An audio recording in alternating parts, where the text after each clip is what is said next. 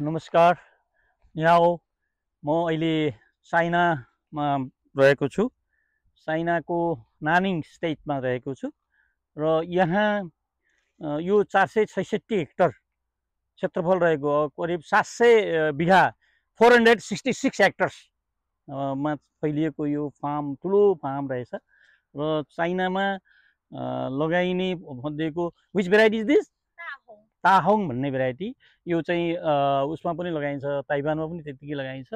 ताहोङ भन्ने भेराइटी हो। यो भेराइटी अहिले मैले परीक्षण गरेर हेरेँ, 21 प्लस यसको चाहिँ ब्रिक्स रहेको छ र असाध्यै स्विटनेस हाई भएको, झन्डै पुलराको नजिकको रहेछ र यहाँ चाहिँ धेरै लगाउनु भएको रहेछ। यो 466 हेक्टर अर्थात् 700 बिघामा उहाँको धेरै चाहिँ यही भेराइटी रहेछ र हामी चाहिँ नेपालमा ठुल्ठुलो भन्ने खोज्दै गर्छौँ, त्यसो होइन रहेछ। उहाँहरू ठुलोलाई भन्दा पनि त्यो मतलब यो राम्रो देख्ने आकर्षक, यस्तो आकर्षक देखिने फल को रूपमा चाहिँ उहाँले यो लगाउनु हुँदो रहेछ। अब यो वृक्ष चाहिँ असाध्यै राम्रो रहेछ। मैले रिफ्रेक्टोमिटरले चाहिँ चेक गरेर देखाइसकेँ।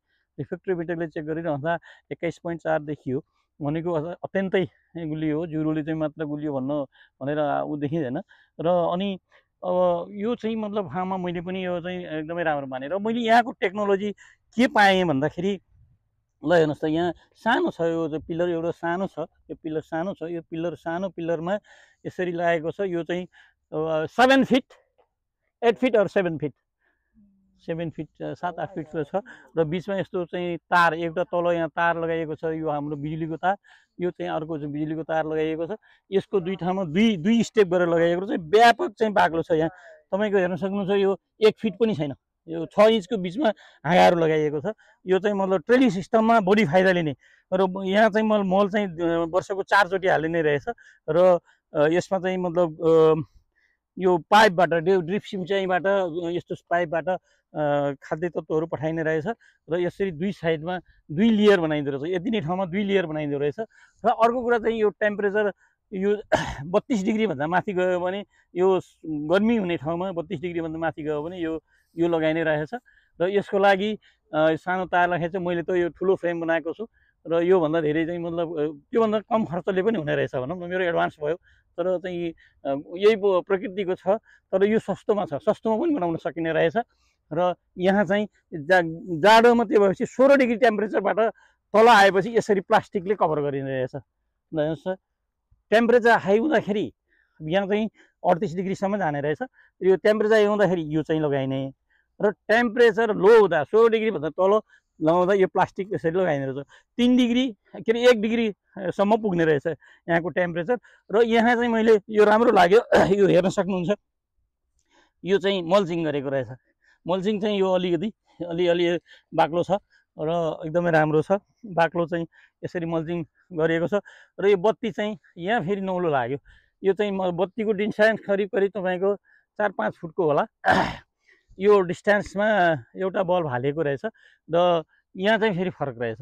तपाईँको 6 घन्टा मात्रै, राति 6 बजेबाट 12 बजेसम्म मात्र बत्ती बालिने रहेछ र 12 बजेबाट बत्ती बालिने रहेनछ।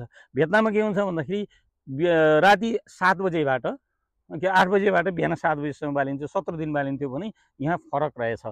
यहाँ चाहिँ राति 6 बजेबाट 12 बजेसम्म बालिने रहेछ र यसरी चाहिँ बत्तीको डिस्टेन्स यति फरक छ। ल हेर्नुहोस्, यो बत्तीको फरक छ र यो चाहिँ एकदमै घना लगाइएको छ। हेर्नुहोस्, एकदमै घना लगाइएको छ।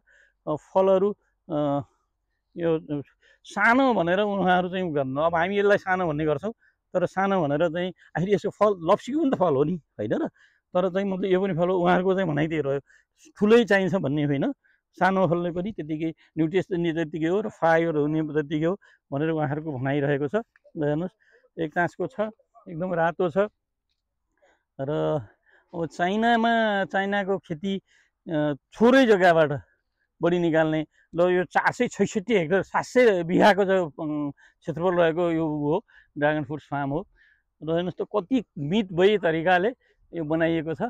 त अब हामीले बनाउनेहरूले त बनाइसकियो र म के चाहिँ भन्न चाहन्छु भने नेपालको कृषकहरूले जो नयाँ गर्दै हुनुहुन्छ र मैले यो जुन मैले भिडियोमा पनि म देखाइरहनेछु र यो प्रविधि चाहिँ मतलब अझ अझ राम्रो लाग्यो मलाई। र यसको बारेमा कोही जानकारी लिन चाहनुहुन्छ भने नेपालभरिको कृषकहरू अथवा कहीँको कृषकले पनि म व्हाट्सएपबाट मेरो फ्रुटारी ड्रागन फ्रुट्स फार्म भन्ने युट्युब च्यानलबाट पनि यो जानकारी दिनेछु र व्हाट्सएपबाट पनि दिनेछु, प्रत्यक्ष सम्पर्क गर्न आउनुभए पनि दिनेछु। र हेर्नुहोस् त अहिले म चाहिँ यहाँको टेक्नोलोजीको बारेमा, चाइनाको टेक्नोलोजीको बारेमा, यहाँको चाहिँ तरिकाको बारेमा म आफ्नै हिसाबले म आइरहेको छु। ल हेर्नुहोस् कस्तो राम्रो छ, 2 लेयरमा छ कि। अब एउटा लेयरमा तल राखेको छ फल छ, माथिल्लो लेयरमा चाहिँ छोडिदिएको छ हाँगा। ल हेर्नुहोस् यसरी माथि लगेको छ, यसरी लगेको छ। कोही यता तलबाट चाहिँ छोडिदिएको छ, यो चाहिँ ब्रान्च यताबाट माथि माथि लगिदिएको छ भने अब यो प्लान्टको ब्रान्च तल छोडेको छ। एउटा प्लान्टलाई माथि, एउटा प्लान्टलाई माथि छोडिदिने रहेछ, दुईटा मध्ये एउटा प्लान्टलाई तल छोड्ने रहेछ। ल हेर्नुहोस् त सबै चाहिँ यस्तो छ। र ब्रान्चहरू अब सबै छोपिएको छ अनि ब्रान्च धेरै राख्दो रहेनछ। र यो समस्याहरू, फङ्गसका समस्याहरू वर्ल्ड वाइड नै रहेछ। यसलाई चाहिँ अब नियन्त्रण गर्ने हो। न्युट्रियन्सबाट पनि अलिकति कन्ट्रोल हुने रहेछ। हेर्नुहोस् यसरी चाहिँ मतलब सानै फल्यो भनेर आत्तिनु पर्ने मैले पाइनँ, यहाँ आएपछि पाएन भनौँ न। मैले सानो सानो हुँदाखेरि, हामी नेपालीहरूले सानो सानो हुँदाखेरि चाहिँ अलिकति सानो भयो भन्ने गर्छौँ, त्यस्तो होइन रहेछ। ल हेर्नुहोस्, ल हेर्नुहोस् यी ब्रिक्स यस्तो छ। हस्, थ्याङ्क यू।